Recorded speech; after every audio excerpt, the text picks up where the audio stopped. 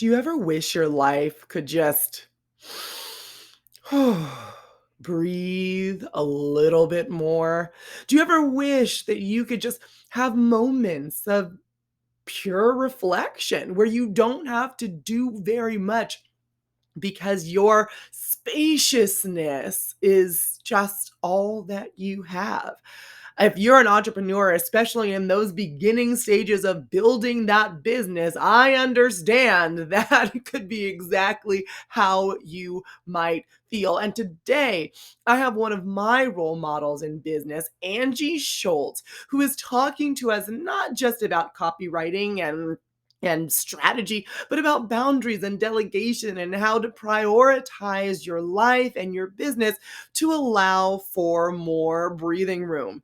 If you are feeling a little bit overwhelmed and not quite sure how to allow that breathing room in your life in a tangible, concrete way, then, my friend, this episode, yep, just for you, you guessed it, you're going to learn so much about how to get away from this episode and go to your calendar and make more breathing room in your life.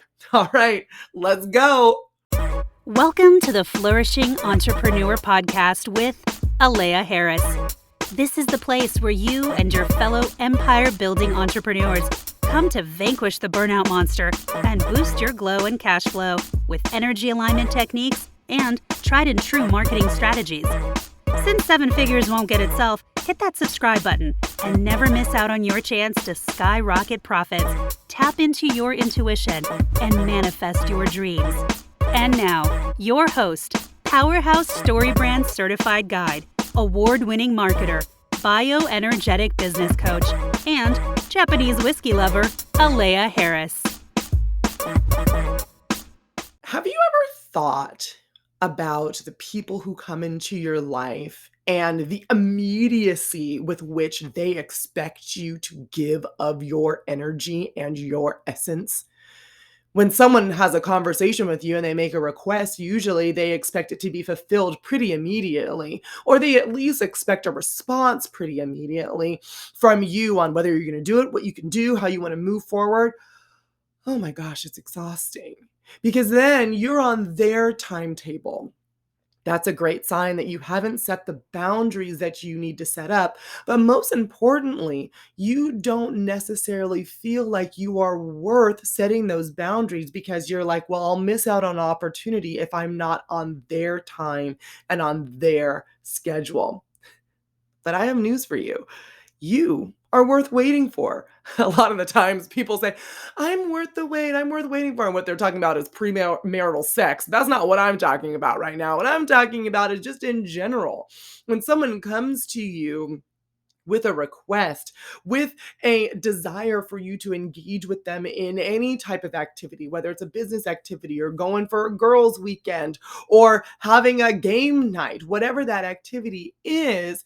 And they're like, well, why didn't you text me back in 20 minutes? Well, why can't you finish this project for me in the 2-week timeline that I have?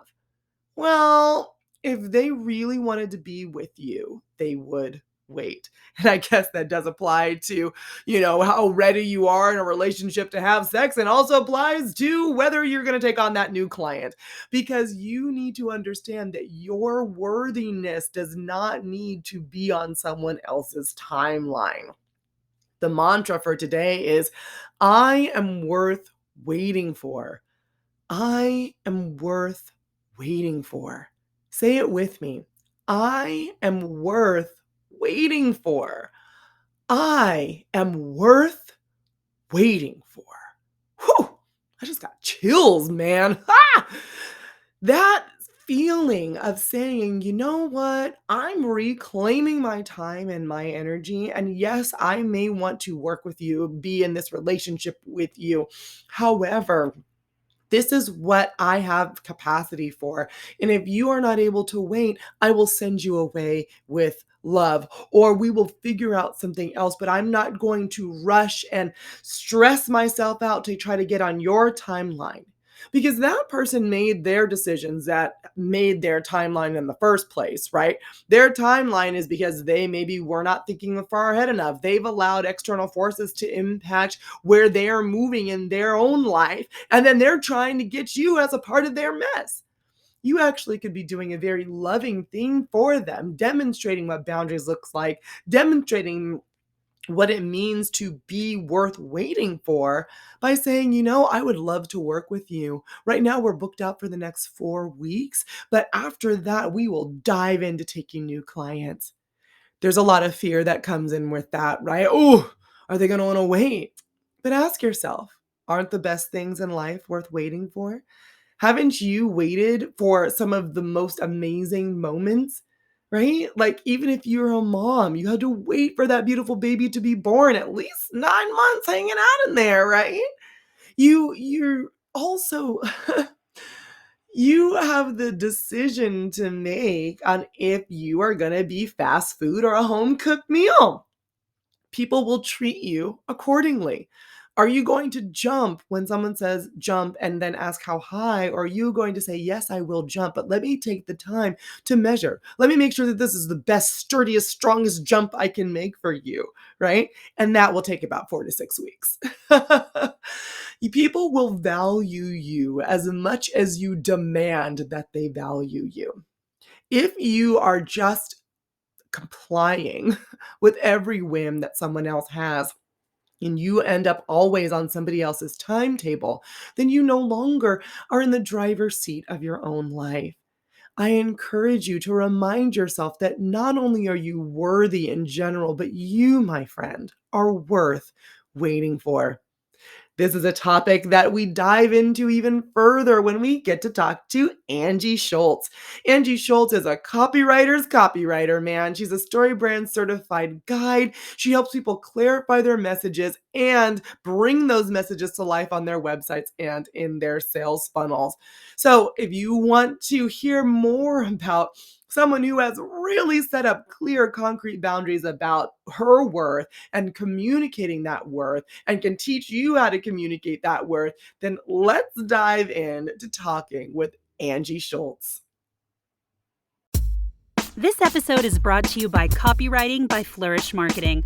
Do you experience peaks and valleys in your revenue? That's a stressful way to build a business, and it makes scaling impossible.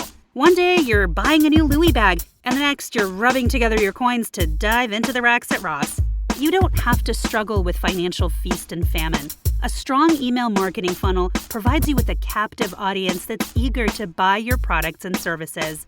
At Flourish Marketing, we use the StoryBrand SB7 framework to create lead-generating PDFs, quizzes, ad copy, email sales sequences, website wireframes, and weekly content to attract, convert, and close more clients. If you're ready to start generating more revenue on autopilot, visit www.flourishmarketing.co and schedule a call today. A strong email list means that you'll have more headspace to focus on your zone of genius instead of stressing about bills and making payroll. Jump on the No Stress Express at www.flourishmarketing.co.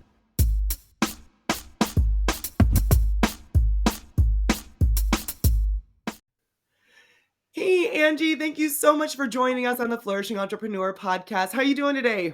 I'm great. Thanks, Hialeah. So good to be with you. I am thrilled because you have been an inspiration for me in the StoryBrand community since I joined the StoryBrand community. I've had the pleasure of working with you and just seeing, they say not to get to know your role models, but or your heroes. Got to know one of mine in you, and I'm like, oh no, it gets better. So thank you for being so amazing. You've taught me. Ditto. Roles have reversed now. You are my hero, and watching you write is such a pleasure. I aspire to be you. Oh, you're so kind. You're so kind. Well, I already said that you're a story brand guide, but before we dive into everything else, why don't you tell the people who you are and what problem you solve? Yeah. So I am a StoryBrand certified guide and copywriter. That's how I spend my full time now. really the problem that I solve is so many customers come to me or clients come to me and they don't know how to talk about what they do. And so I get to take all the complexities that are in their mind and make it really simple, clear, and concise and compelling for their audience so that they can connect with an audience who really needs them. I love that, and that is basically the crux of StoryBrand Guide, and you actually were a StoryBrand Guide before even being a StoryBrand Guide was a thing. You you Yeah. were a StoryBrand Certified copywriter, right? First.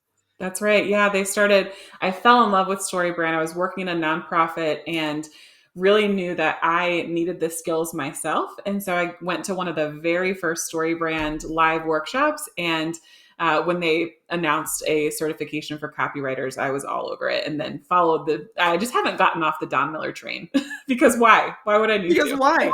I'm That's not right. getting off the Don Miller StoryBrand train either. It's a very lucrative train. That's right. I like the train, it's comfortable. That's right. So that means that we today have the pleasure of talking to an OG female business owning powerhouse Mm. human being, and I just love it. And in that journey over the past, 5 years, 10 years, you've done a lot. You're a mom, right? You have like a life, a family, and you run a business, you do all the things. Yeah, And, we know that it's ups, downs, peaks, valleys all around when you're trying to build a life that you love. that's right. So, in that, all of the sage wisdom that you've gained, what techniques or tools do you use to avoid burnout and stay in alignment personally and professionally? That's a great question. And I have spent years figuring out, finding the balance. And that's been, I mean, really, truly for the last probably 6 months, I feel like I've finally gotten into a groove that works. But for the first several years of owning my own business, it was really tough to find it. For me, the biggest thing is setting boundaries with my time, and it works for other people to kind of mix their time, but for me to have really set hours on, this is when I'm working, this is when I'm with my family, and I have a really probably obsessive calendar that details it all out so that I can look, and it, for whatever reason, when I see that calendar that says your workday is over, and I am very careful to allot enough time within each workday for what I'm actually doing so that when the workday is over and I can focus on piano lessons and I can focus on, making dinner for the family or planning a vacation that's coming up and have distinct guardrails to protect my time has been the biggest game changer. I never really thought about operating that way because, as an entrepreneur, we're like, it's all work all the time, like, or it can be without those boundaries. Yeah. I never thought about clocking in and clocking out, That's right? right. Yeah. And I think I missed that because for so many years, I worked in roles like that where when you are at work, I was, started working professionally 15 years ago ish. And then you didn't have the smartphones in the same way that you have them today. And so you weren't carrying it home with you. And so I think there was a part of me that missed that on and off switch, that finding at home. So I work in my home office. I'm really careful to close the door when I'm done and really find that off switch, which is a challenge. But once I found the groove has changed everything.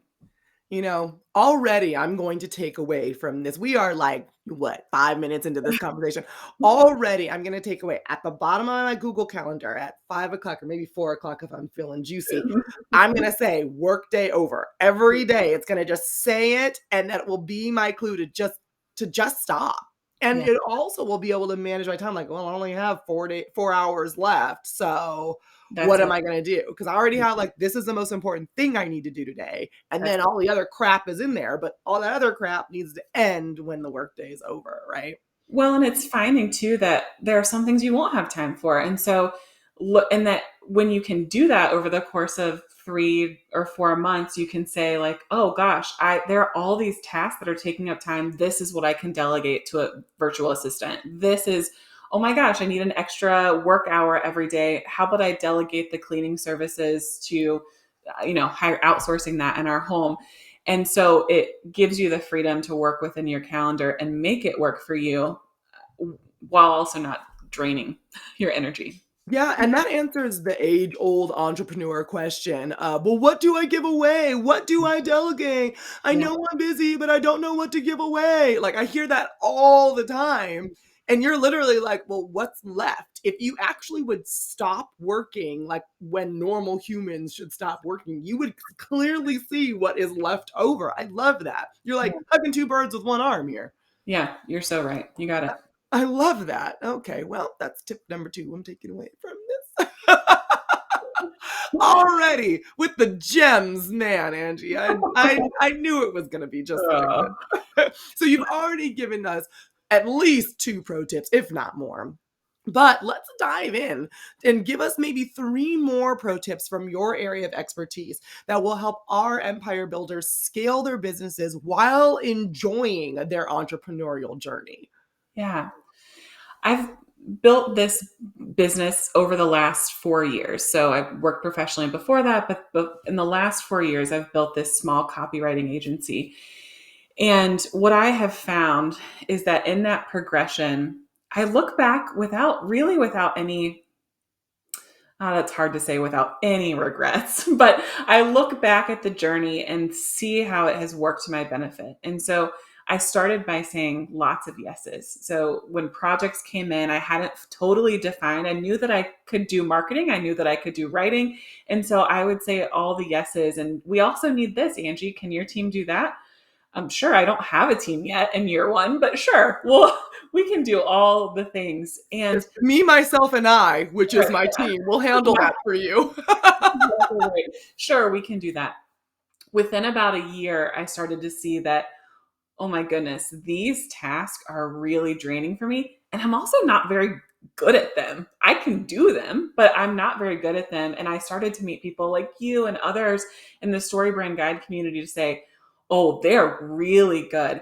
And when I can find when other people who are really good, far better than me, then I can also appreciate the things that I'm really good at. To say that, oh my gosh, Angie, you should be spending your time on this. This is really hard to find in this community. Others who are doing the work at this level, that's your avenue. That's your space to shine. Connect and partner with those so you're delivering a better product at the end of the day. So saying all the yeses at first really helped me to refine and learn what I ought to be saying no to. And at that point, I can really own my lane and stick with it and feel really good. And so that allows me to feel happier while I work and produce work that I'm just extremely proud of versus feeling like, well, I got the task done, but I'm not totally convinced it's the best representation of me or my business. Yeah, I'm right there, like in the between the yes and the no. Like, I'm just now starting to say more no's because I said yes to way too many things, not even just projects. A lot of my yeses were speaking engagements, podcasts. I've spoken on over 100 different podcast episodes in the past 9 So months, good. not even including my podcast. So it's like, okay, that was cute, Yeah. but then let's hone it in. And I also love what you were saying about knowing what you do well. But I at first, because I actually I think that you were maybe the one of the first people that modeled this for me. I was like, she's giving me this client. Like, you had referred someone to me, and I was like, I mean, she could do this. Like, why isn't she doing this? I mean, I'm gonna take the money. Like, don't get me wrong. We took the money, we took the client, did a great job.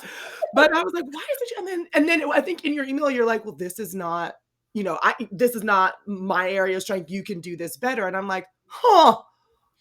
If I only did my area of strength, Angie seems a lot less stressed than I am. Well, isn't that the truth? And what's crazy is that felt really scary as an entrepreneur of like, "Ugh, I'm earning what I want to earn. And if I start saying no, then that's going to, but what has happened is the opposite. I'm earning more. And I think it's because I'm putting my best product out there. And so the word of mouth now has just been like, oh, you have to have Angie for this rather than putting out something subpar that it isn't going to get the same kind of referral payoff. Right. I mean, and I think it also has something to do with the fact that you actually genuinely give a damn. Like, Yeah, you really care about your client. You cannot not care and be like, "Let me give this to someone else because you're better." that's Right? right. That is a mentality that, a lot of entrepreneurs would it would behoove them to adopt. Yeah. Can you imagine? Yeah, if someone isn't that what we all want is someone who can, when we're hiring for our business, of like, if you don't feel like you're the best person, we don't, that it's just, we're all in this together, which sounds really cliche, but legit, we are all business owners together. And I know how much I depend on those who are doing tasks for me and who are, oh, I'm outsourcing things to. And I've got to honor that, or, karma's going to bite me in the tush. Yeah. Yeah, absolutely, absolutely.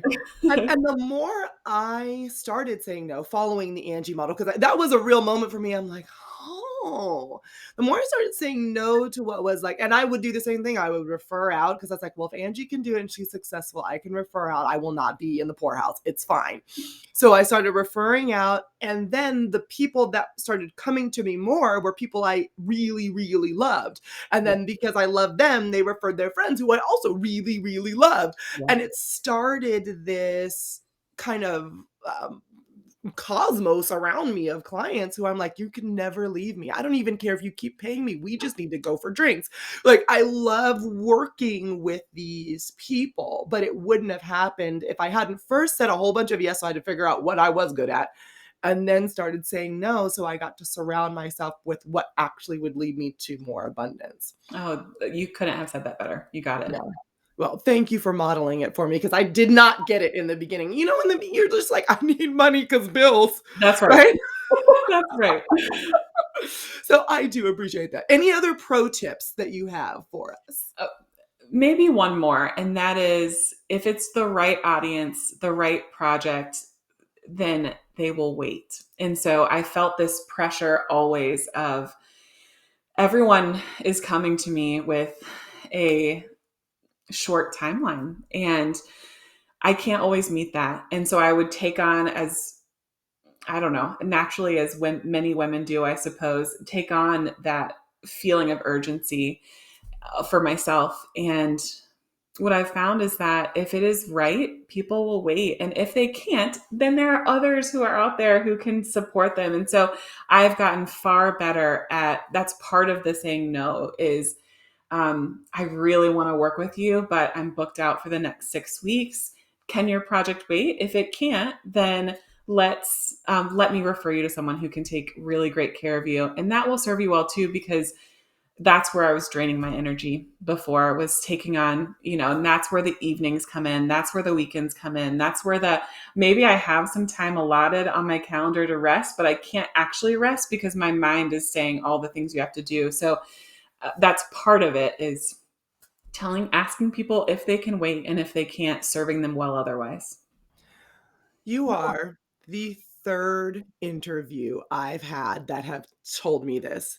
And so far, every interview, like, by the way, this is all really just business therapy for me, I've realized. Ditto. Um, I started this podcast so that people will, other entrepreneurs, especially female entrepreneurs, will learn. I didn't realize how much my business would change from talking to y'all. Yeah. So far in this, and each one of you have said it slightly differently. Someone says, just open up a wait list. You're worth the wait. I'm like, all right.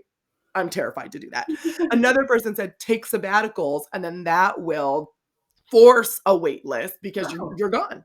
yeah. And then you're like, well, I'm going to get on the call with you, but I will tell you, it's 6 weeks. Can you wait or not? But I will serve you regardless. Yeah. So what I'm taking away, what I'm going to do from you is get on. I already opened the wait list up. Good. So like we've already done the wait list. But I will say that if they can't wait, I will continue to refer them out because what I do now is, all right, well, we'll just rush it. Well, I mean, no, it's still really good, but we Yeah. rearrange priorities, we charge a rush fee, Sure. but we will rush it. I am going to try the Angie method because so far me following all of Angie's other methods have worked out really well for me and my business. So we shall see because you're right. The clients that have waited have been the clients I adore. Yeah. Okay. All right. I hear you. I hear you. I'm taking that as a to-do. I love the rush fee too, because if there is wiggle room, there could be that occasional client who what the rush fee covers is it takes those negative thoughts that are like, oh my gosh, I'm spending my Saturday on this. Why did I do this? To I was in charge of this. I chose to work with a client who I really love, and they are paying to bypass my normal calendar and work. And that just turns something negative into something that I've chosen to do and feels really hopeful and positive. So I like the idea of rush fee. I'm going to take that from you.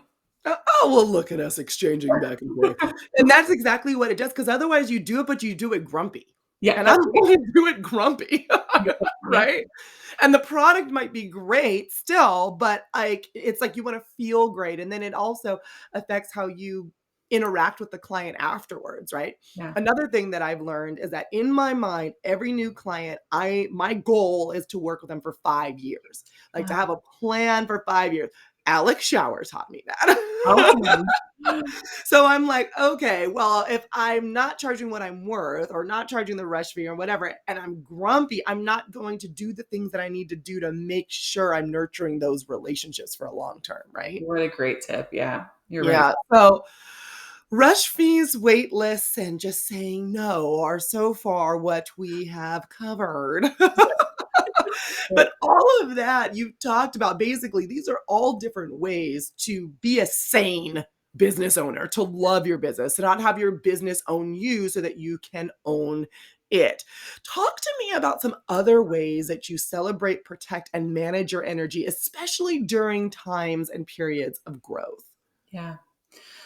Well, those Sunday naps are huge.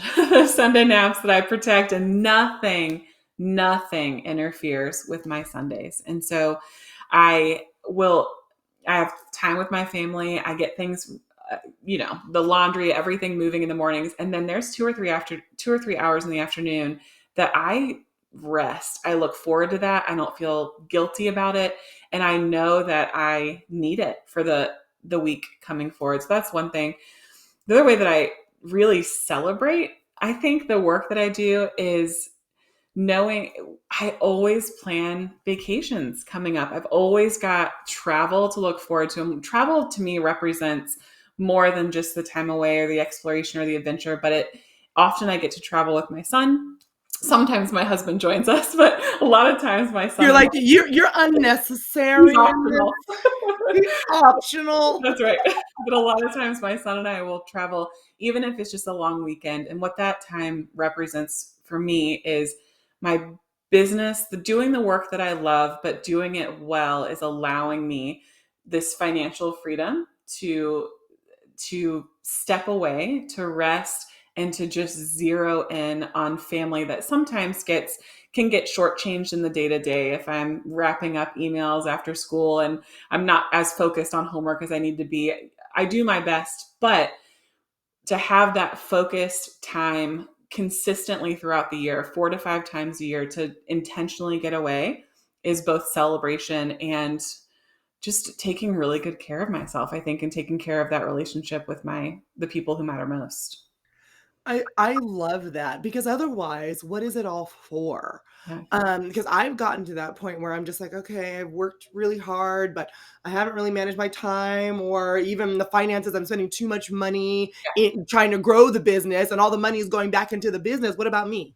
Yeah. What am I doing all this for? Yeah, that's exactly right. And it felt like that for a while. It's like I was saving every single dime, and luckily I've been able to build up reserves that make me feel confident in the business, that finally I can have that financial freedom to say, what are you working for? And for me, I'm working for a whole lot of things, but for me, it is a big part of that is to do something that I love, which is travel with my kid. And if I were to work only to set aside money for that, then man, that's worth it to me. We've hit the financial security things that we need for our family. So what is the icing on top? And it is travel with my son. And that, even in those grumpy days, or even on those days when I'm feeling overwhelmed, I can literally connect that this project is paying for this thing, which is so worth it to me.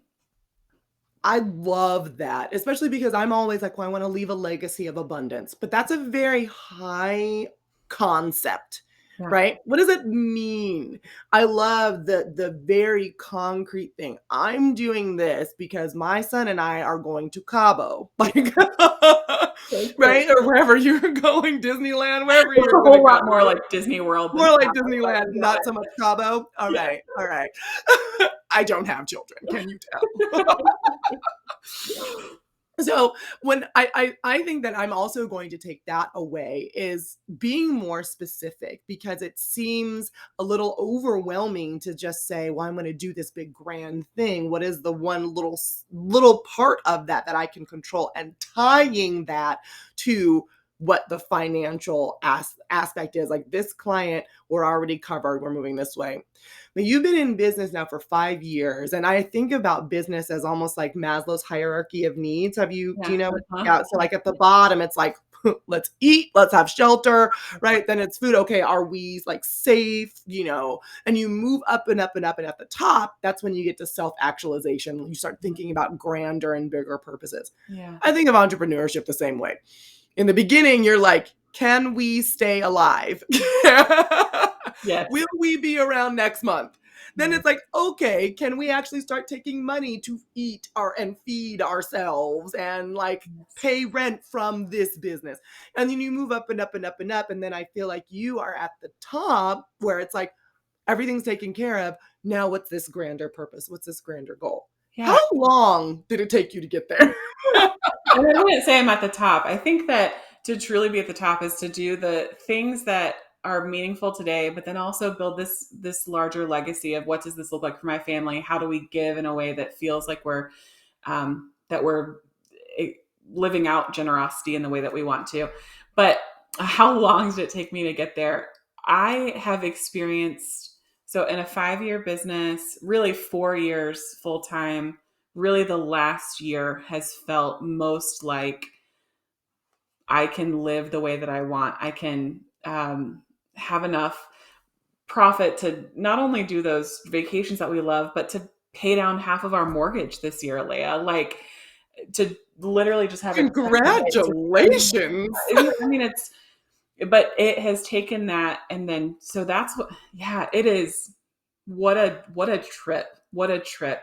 But I do feel finally this year as if I can maintain this, if I can I don't feel the hustle to get, if I can maintain this, then I can get all those things that I want for our family and our life. And that feels like a really good place to be.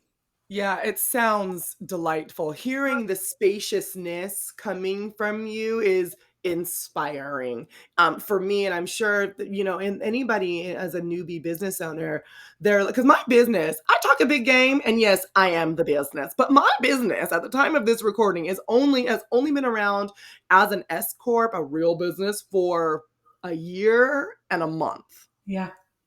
So that's why I was like, so, for those listening, mostly me, how long does this spaciousness take? Yeah. I started to feel it in year 3, and really year 4 it has really come to fruition, but I started to feel it in year 3. Yeah. And And I how was old is feeling it a whole lot earlier, Leah. I'm working on it. I can't keep going like this. And how old is your son? He's 7. He's 7. So that's another point of inspiration from Angie. So even when you weren't feeling it, still had this beautiful baby boy, right? That you were managing that and this business, and you got there. Yeah. I hear you. You're like not at the tippy top. You're not like, I now have this foundation. I get it. Yeah. However, Yeah. I'm certainly satisfied. Yeah. exactly. And that feeling of contentment, I think, is very important for people to understand and appreciate, because there's so much the narrative right now of hustle culture, Yeah. grind, and all of this. And yes, in the beginning, you are going to have to work a little bit harder to set the foundation and to move forward. But that is not a lifestyle, and It it doesn't should not have be to a be. lifestyle. Yeah. And I struggle with that. I mean, I see all around me, even in the community that we're in, which is the best community in the world. It But really there is. is that like, oh gosh, they're doing this and they're doing this and they're doing this. And I can't, and so I had to like break away from some channels and some things that constantly fed that narrative to me so that I could breathe, so that I could breathe truly, because it can feel like you're never doing enough. And if you were always doing what everyone else says you have to be doing, then are you truly living a life that you love? And for me, I wasn't. Everyone is different, but for me, I wasn't.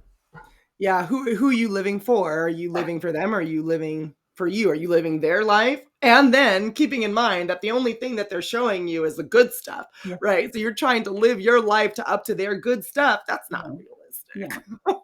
Yeah. Oh, well, I'm going to add more breathing room. And also, you've given me and infused me with hope. And I'm sure that you've done that for other people because in the growth periods, it can feel a little crazy, but knowing that growth doesn't have to always be this way also feels really great. That's So right. thank you for Oh, you're that. welcome. Okay, but you've gotten here now to this place of just I just can feel like this heart spaciousness. That's how I'm Yeah. describing how Yeah. I feel about your life. Yeah. So, but it wasn't, it wasn't always that way, right? So, knowing what you know now, Yeah. what is the number one piece of advice you would give your past self, the version of you who existed about a year after starting your business? Yeah. I would invest in feedback. I think looking back, I said I don't look back with regrets, but I do look back at and see a missed opportunity that I could have gotten where I am sooner if I would have actually felt confident enough to invest in really critical feedback from those who paved the way before me. And what I mean by that is it feels scary to like when you're starting a business to invest in coaching or to invest in paid mentorship. And I really think the paid piece is critical because if you're not giving something, then it can feel like you're taking and you won't ask as regular. It's why I pay for counseling. I want someone to hear me and listen to me and not feel guilty about it. And so I would have asked for paid feedback from those who were doing what I wanted to do well far earlier on.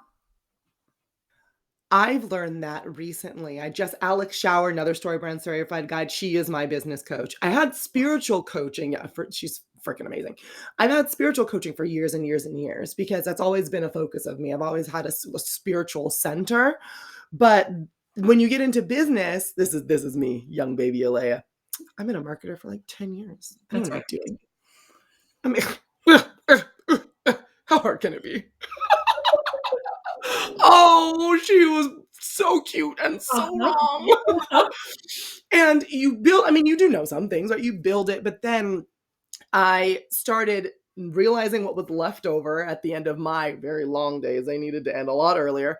And so I started delegating. And so then I've gotten to a point now where I realize what I'm just really not doing. So I've got a CFO who is eviscerating my numbers. And I'm so grateful for it. Ooh, Right. I see that. And I'm like, thank you for just telling me I'm full of crap and telling me how to get out of it. I appreciate you. Yes. And then we're also going to be working with an operational strategist. So we have a OBM and have the operations team. But I need someone to come in she was actually an auditor and has launched several companies. And she's coming in to be like, yeah, this doesn't work. This does work. These people don't know what they're doing because you haven't actually told them. You're a little bit too much of the visionary up there, Alea. Let's get some real operations down here at the bottom. Things like that. So that feedback, that paid feedback, I think is super important because you have your mastermind little clique and group, and you go sometimes, but then like you might want to take a nap, so you don't go that other Right. time. Not that I've ever done that to any of my mastermind groups. But when I'm paying you, and for some of these people, it's several thousands of dollars to tell me what I'm doing wrong, not only am I going to show up, I'm going to do my homework before, I'm going to do my homework afterwards. I'm going to make sure I get an ROI on that investment. So I totally agree. Yeah. Totally agree with you. I wish I had done it sooner too. Yeah. I wish that instead of having like this person come in and do an operational audit, I wish I had just had them come in and set up my operations to Yeah. begin with. I would have saved money. Ditto. That's right. Ditto. But it's scary. When you're just starting out, you don't have a lot of money to go around. It's scary. But that's one thing looking back, I wish I would have done. Yeah. Okay. Well, hopefully someone is hearing this and they can get over the That's fear right. because that's really what it is. And it's not like, oh, I don't think it's a good idea. It's if I pay you, will I eat this month? Like it's that. Yes. Don't be afraid to ask for a payment plan though. Like it might be 3,000, 5,000, whatever much it is, but you're like, can I pay that over 3 months? Can I pay a retainer? And maybe we're gonna start in 6 months. You don't have to do any work, but can I just pay you up until then? Whatever works for you, right? And so they might say yes, they might say no, but don't be afraid to ask for a payment plan. I'm Great just idea. saying. Mhm. Okay, we've now arrived at one of my favorite portions of the interview, the journal prompt question portion. And for everybody listening out there, the journal prompt is your opportunity to take some of these ideas that Angie has been just lovingly telling us and take it in and take it into your own journaling time. And Angie has graciously offered to be even more of your inspiration for your journal time. So Angie, are you ready for your journal prompt question? Yes. Okay. The journal prompt question is, what is the lane you thought you would own 5 years ago, and what lane do you own now? Great. I I thought that I would be the leader of marketing strategies. I thought that I would take a company and I would be their person. I would be the lead. My team would grow and do all the things. What I have found is that owning my lane is getting the words right and only getting the words right in the foundational sales funnel. We're not the team who's going to be on retainer for 5 years. We're not the one who's going to write everything for you always. What I get really excited about and what I am best at doing, and I've built a team around me who is most capable at doing, is helping people get the foundation, the bricks and mortar, not the bricks and mortar, but the foundation of their messaging right so that anybody can write for them in the future based on these things. With that, we like to do things like websites and lead magnets and email sequences, but everything revolves around those first baby steps. And as you grow, you don't need me, you need someone else. And I'm going to partner with someone else who can take the best care of you in those next stages. I love that. That was the yes to the no to the breathing room right there. It's like, You got it. okay, this is what we do. This is what we will stay in line. And I've seen you do that. You're like, we've already done this work. Hey, Leah, would you like to keep it going? Yeah. And then I'm like, absolutely. Because I have a different the reason why I picked my lane is because selling stresses me out, Angie. Mm-hmm. So, even if it's a referral, I would much rather, like, not bring in a bunch of new clients. I would much rather hang out with you and your business and get to know you and, like and all of your ins and outs for an extended period of time. But Great. that's my jam. That's That right. doesn't need to be anybody else's jam, right? And I had to figure that out about myself, because there are some clients that were like, "Okay, great. Like, I've done foundational stuff." They're like, "Oh, yeah, great. We're done. Bye." And I'm like, "But I wanted to hang out."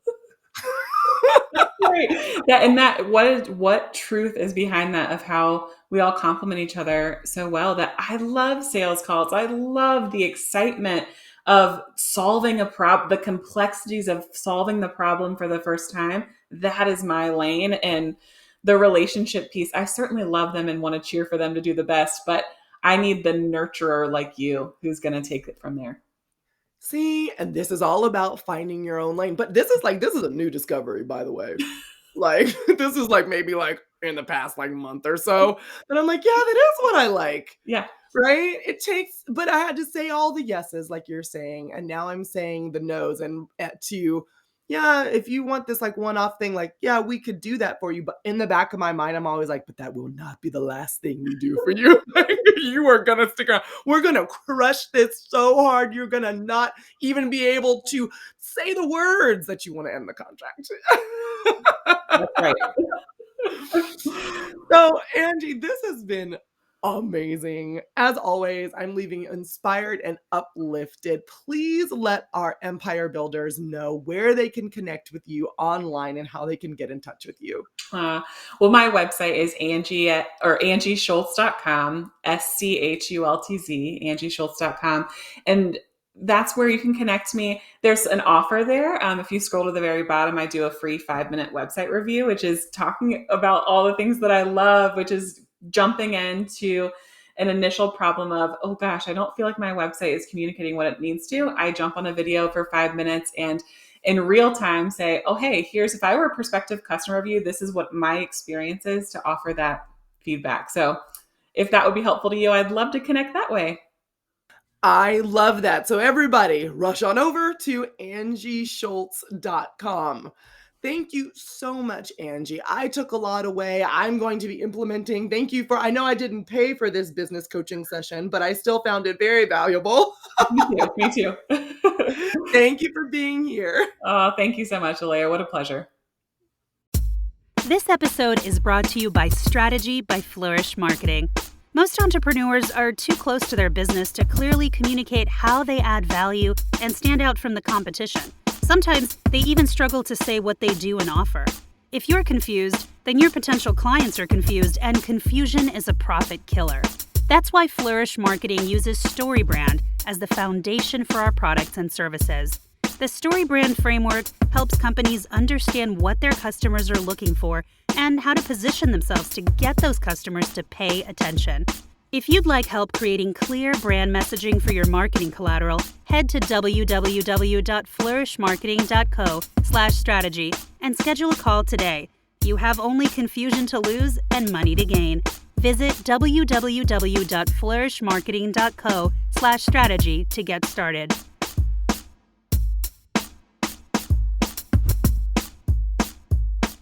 You know those people that you learn from every time they open their mouth? Well, for me, Angie Schultz is one of those people. And I hope that you also learned a lot in this episode. We talk about setting clear boundaries, clocking in and clocking out of your business so that you have clear work and life hours, putting it on the calendar, setting boundaries, which will allow you to better understand what you need to delegate and answer that age-old question of what do I need to start with delegating first. She also talked about saying lots of yeses so that you can learn how to say no later and understand what lane you should be in. Also, it's all about the wait, people. If it's the right client, the right audience, they will wait.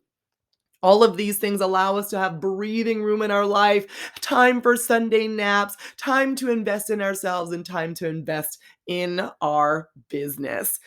I'm so glad that we were able to listen to Angie drop just serious brain gems. She was bombing them on us today in this episode, and I feel better and truthfully a little bit more, relieved in my heart center because of Angie's interview. Oh, such a pleasure.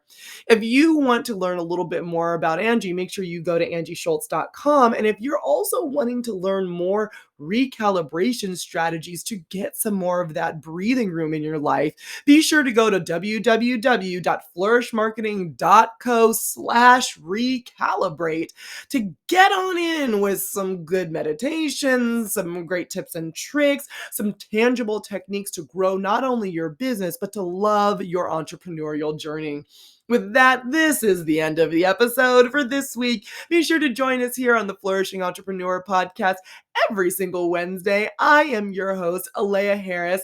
And until next time, I wish you lots of love, light, and abundance. Bye for now. Thank you for listening to this episode of the Flourishing Entrepreneur Podcast with Alea Harris. Dive into the show notes at www.flourishmarketing.co/podcast and connect with Alea at Flourishing Entrepreneur on Instagram. Vibing with what you hear? Leave a 5-star review to spread the love and be sure to click subscribe. From the entire Flourish Marketing team, we wish you love, light, and abundance. See you next time.